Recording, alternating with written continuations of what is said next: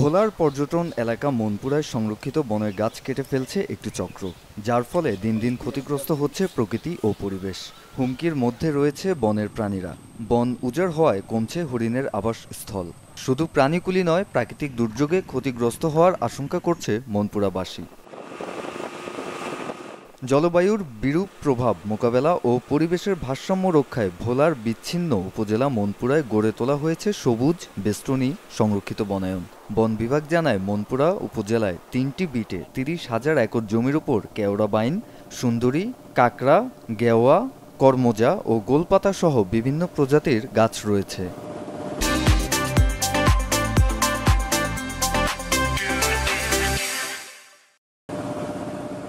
স্থানীয়রা জানান, মনপুরা ইউনিয়ন আলমনগর জংলার খাল, উত্তর সাকুচিয়া লতার খাল, দক্ষিণ সাকুচিয়া, পচা কোড়ালিয়া সহ বিভিন্ন এলাকার বন থেকে গাছ কেটে ফেলছে বনদস্যুরা। অন্যদিকে লবণ পানিতে মারা যাচ্ছে অনেক কেওড়া গাছ। এই জায়গাটা আগে আসিল আপনার বন বিভাগ, মানে জংলা টংলা আসিল হরিণ টরিং আসতো এখন তার আসনে জংলা নাই, মানুষের কাড়ি বিড়ে লই যা।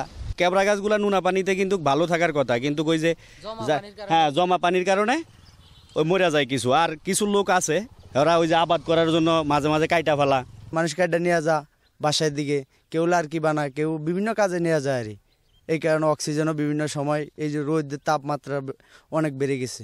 যদি আরো গাছ টাছ লাগায় বা নদী ভাঙ্গার থেকে করে তাইলে মোটামুটি গাছ গাছারি টিকবো, বা বন বিভাগের লোকজন যদি আরো শক্তভাবে পদক্ষেপ নেয় তাইলে গাছ গাছারি থাকবে, টিকবে।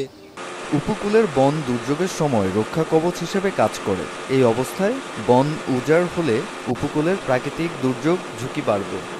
যেহেতু এটা উপকূলীয় বন, পানির প্রবাহ থাকতে হয়, এখানে হাই টাইড লো টাইড থাকতে হয়। এগুলো যখন ডিস্টার্ব হয় তখন কিছু কিছু গাছ মারা যেতে পারে, বাট সেগুলোর জন্য আবার আমরা রিকভার করে আমরা আবার ওখানে রিপ্লেসমেন্ট প্ল্যান্টেশন করতেছি। এদিকে উপকূলীয় বন কর্মকর্তা জানান, কেউ অন্যায়ভাবে বন বিভাগের জমি দখল ও গাছ কাটলে তার বিরুদ্ধে আইনানুগ ব্যবস্থা নেওয়া হবে। এ ব্যাপারে কাউকে ছাড় দেওয়ার কোনো সুযোগ নেই। উপকূল অঞ্চলে যে সবুজ বেষ্টনী আছে সেটা আমাদের বিভিন্ন প্রাকৃতিক দুর্যোগে এটাকে ঢাল হিসেবে কাজ করছে। এটাকে যদি অপরিকল্পিতভাবে সেটাকে কর্তন করা হয়, এর ফলে এই যে আমাদের প্রাকৃতিক দুর্যোগের হাত থেকে বাঁচার জন্য আমাদের কিছুই থাকবে না। এই জন্য এটাকে ইনটেক রেখে আমাদের যত ডেভেলপমেন্ট করা এটা করতে হয়।